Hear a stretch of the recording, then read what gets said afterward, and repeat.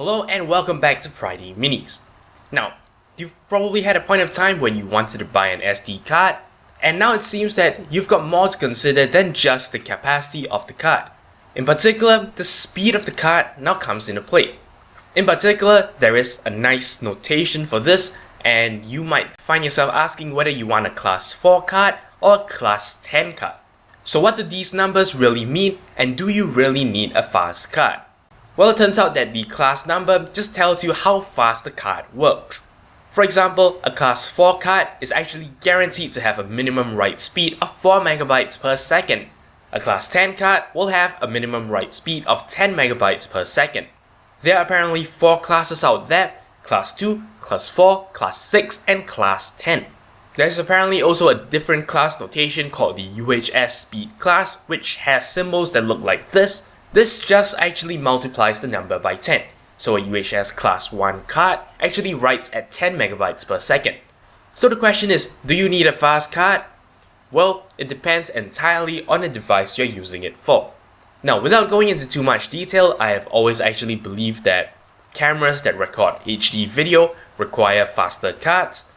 Well, that's true to a certain extent, but surprisingly, that is not the entire story. For example, I have a Canon DSLR, and I can actually use a class 4 card to record video, and it actually works with no problems, even when I'm using a low compression method and a huge frame size.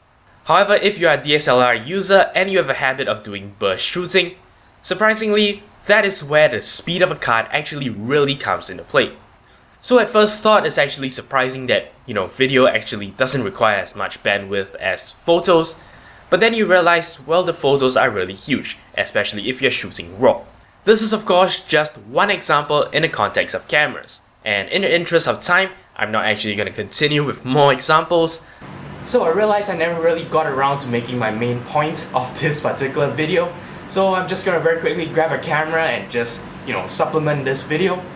Now, all I'm trying to say is, you should read up on your user manual of whatever device it is, and just check to see, what is the expected data write rate. That should give you an idea of what class card you want to get. If you want to actually research more on this subject, you can actually head down to the video description. I found a very nice long article with a detailed write-up on this issue. Anyway, that pretty much wraps it up for this episode of Friday Minis. I hope you learned something new this week, but until next time, you're watching 0612 TV. Hello, thanks so much for watching. I hope you enjoyed this video, and if you did, remember that I appreciate every like, favorite, and comment you give me. If you'd like to see more from me in the future, don't forget to subscribe to this channel. And for more updates outside of YouTube, don't forget to follow me on Twitter at 0612TV. Once again, thank you very much for watching, and I'll see you guys next time.